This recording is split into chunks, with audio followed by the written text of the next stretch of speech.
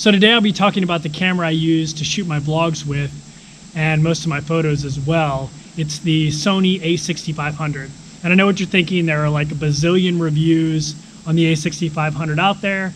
I think mine will be a little bit different because I'm a complete amateur, a complete novice.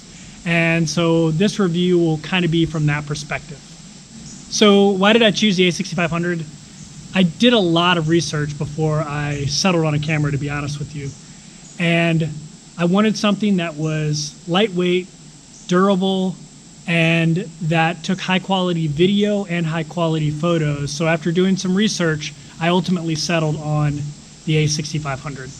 So what do I like about the a6500? There are three things that really stand out to me and why I really am glad I bought this camera.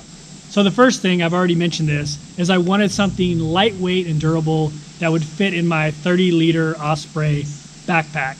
I actually found a packing cube that holds not only the a6500 but the Sigma 16mm lens I have, the GoPro Hero 6 that I'm shooting this with, and a bunch of other little accessories, and it fits right into my backpack. That was really one of the most important considerations for me. And here's that packing cube that I use. I got it on Amazon. It was like pretty cheap. It's pretty small. It fits right in my Osprey 30-liter, like I said. I've got my Sigma lens in here. It holds a bunch of other stuff, like I mentioned before. This is great for me because I like to pack light, and that was really one of the most important things to me.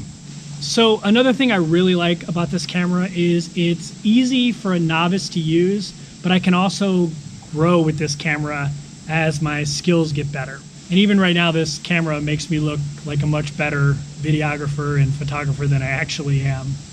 It does a lot of the work for me, which is great. And the third thing I really like is the autofocus on this thing is amazing. As you can see by the video I'm playing right now, the autofocus just kind of knew when to focus on the Eiffel Tower and when to return focus back to me. So it's about 10 o'clock at night on a Monday.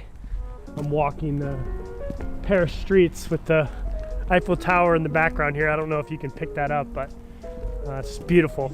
I have no idea how to figure that out. Maybe it was just blind luck, but it happens all the time with this camera. It just seems to know when to focus on things and when to blur things out. So those were my top three things I love about this camera, and I could have listed a bunch more, but I don't want this video to run too long. But just like any product, there are some things about this camera that I do not like, and I wish Sony would fix them. The first is the screen. It doesn't flip out, and in the age of selfies and vlogging, not having a screen that flips out so you can see it when you're pointing the camera at you is just ridiculous to me, and Sony needs to fix that problem. The second issue I have with this camera is the menu is very clunky, and the touchscreen doesn't really work very well with the menu. I usually just end up scrolling. It kind of reminds me of something out of like 2002 or something. It needs to be updated. Sony could definitely do a better job than this. And the last thing that I hate about this camera is that the battery life is terrible. I went out and bought a couple Wasabi batteries. It comes with two, so I bought two more, and that's still barely enough for me to spend a day out filming and taking photos.